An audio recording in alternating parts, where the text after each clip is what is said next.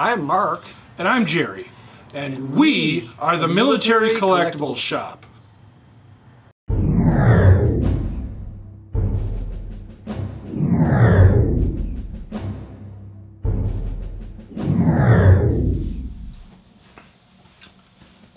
Hey, how are you doing, everybody? It's Jerry from the Military Collectibles Shop, and welcome to another edition of What's New at the Military Collectibles Shop. So this week, we actually got in a large collection of reproductions. Now, reproductions do have a place in the market, but one of the questions that we get from a lot of new collectors is, how do you guys know what's real and what's fake? And that's an excellent question. We spent a lot of time researching and studying and comparing known real examples to reproduction examples. But I'm going to share with you some of the tips that we've learned along the way. So, let's take a look. So, some of the tools of the trade that we often use to help determining original items versus reproduction items. One, we go to the books. We've invested in a library of about 3,000 different books, and new books are coming out just about every week. So it's a good idea to stay up on the books and read the books and keep reading the books. You know, books are one of the things we go back to a lot of times for different references on different things. And there's no one book. People always ask us, what book should I get? What book shouldn't you get? There are so many good books out there, and not everyone has all the answers. So what you're going to kind of need to do is use the different things from the multiple sources to be able to kind of formulate your own opinions of what's real and what's not. As far as the physicality of it, some of the other tools we often find handy are the good old magnifying glass and the jeweler's loupe, which is basically like a very close magnifying glass that you use for very up-close work. These are really good for identifying maker's marks or seeing construction techniques, seeing anything if has been modified or repaired. And also we have what's called a black light or an ultraviolet light, the UV light. This actually helps us as well. And I'll explain this a little more in depth in a bit. So just a couple tools of the trade that we use to help determine real items versus reproduction. Okay, so I did also want to talk a little bit about the black light, the UV light, and how that works. It's an area of confusion for a lot of collectors. And I just want to start out by saying it's not some magical force. It's another tool in the arsenal to help you figure out if something's authentic or if it's a reproduction. So there's no one, the sort of theory behind the black light is that phosphorescent detergents came into being around 1945. So generally, things that were made before 1945 don't react to UV light in the same way that some things that were produced after 1945 react to. So, but you have to be careful with this because there's a difference between reaction and reflection. And sometimes if things are washed since then, and some things, uniforms and things have been washed in the time after World War II, hopefully, sometimes they can pick up phosphorescence from some of the detergents that contain them later on. The glow of that is a little bit different than you'll see in a manufactured glow where something was made with synthetic materials that actually react to the ultraviolet light. And there's some scientific evidence for this, and there's a lot of controversy over the UV lights. There's different wavelengths of ultraviolet lights, so they'll react differently. There's the tube type lights. And generally you have to get into kind of a dark area. A lot of times at shows, people carry around little bags to put things in to hit things with a light. And again, it's not the be-all, end-all of tools, but it is another club in the bag to help us try to determine original versus reproduction. And even if in some cases, like on a uniform, it might not show you, the patch itself might not fluoresce, but what it can tell you is sometimes if things have been resewn, because the newer threads will jump out at you as being repaired or replaced at some point.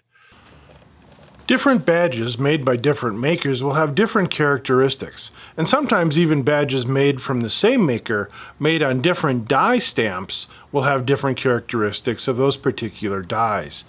But they all do tend to fall within a pattern, and based on enough research now that we have, thanks to our friend the internet, we can actually compare known good examples to some of the reproduction examples to find out what is generally determined to be authentic pieces.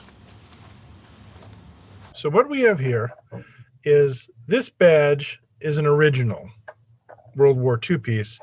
The badge next to it is a cast copy.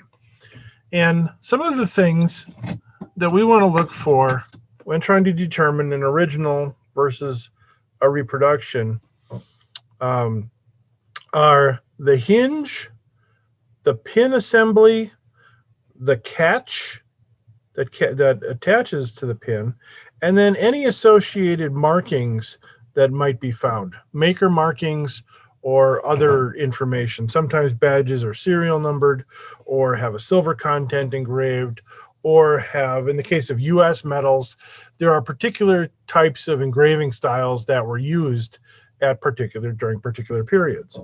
So one of the first things we'll notice off the reproduction is that the catch and hinge assembly are actually completely upside down. So I don't know if this was just sloppy work in the reproduction factory, where it was made on a Friday that day, but the hinge for the pin is at the bottom of the badge and the catch is at the top. So right there, that's one good indicator that this is a reproduction badge. We also see some casting flaw in the metal, another good indicator that it's a reproduction badge. Also notice how flat it is compared to the dishedness of the original badge. Now, as the war progressed for Germany, the quality of metal did decrease. They went from using nice, what was called tombac, which was a combination of bronze and brass alloy, to more of a zinc metal. So you will see some rather poor metals used as the war progressed, starting around 1942 for Germany. But overall, even the crude metals do still have a quality that rings true about them. So what we like to see on the originals are the type of hinge, the correct maker markings, the correct type of catch. This is where a lot of reproductions fail. And some of the good books that we have actually list where these particular types of catches and hinges were used, because with some manufacturers, they would actually change over time a little bit. Some of the earlier pin and catch designs were a little more complex, and as the war progressed, they tended to streamline them a little bit more. So I hope that helped, show you a little bit anyhow of how you can tell some of the differences. And obviously, it's not a quick and easy answer. It does take some time. Get to shows, get to places where you can handle original items. And not every item that you might find in a museum is original too. That's an interesting concept for some people to wrap their heads around. I was at the Museum of the Gebirgsjägers in Salzburg, Austria. And way up on this castle on this mountain, they had a really nice museum for the local unit of mountain troops that were there. And I would say about 15% of the badges that they had as examples were actually reproductions. Now, again, these are the rarer badges that tend to be more heavily reproduced, but you will find reproductions of even the most common German badges. So you have to be aware, but collecting can be a rewarding experience. When you do find that original piece of history that you can hold in your hand, and you can make that connection to, what was going on, 75, 100, 150 years ago. And so it can be, with a little bit of time invested and knowledge, it can be a very rewarding hobby. So I hope this helps. If you ever have any questions, feel free to email us. We're always happy to help. If you find something on the web and you're like, hey, what is this? This doesn't look right. Or what do you think of this? Is this price too high? We're always happy to give our opinion. And for what it's worth, but we're always happy to help new collectors if you ever got any questions, or if anybody's ever looking for anything in particular.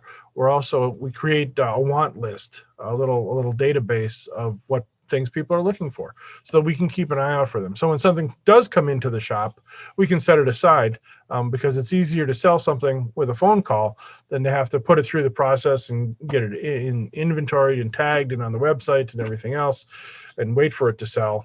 So if there's an item that we know that will sell, we're happy to sell it. So thanks for watching. I am Jerry. We are the Military Collectible Shop, and we hope to see you again soon. Take care.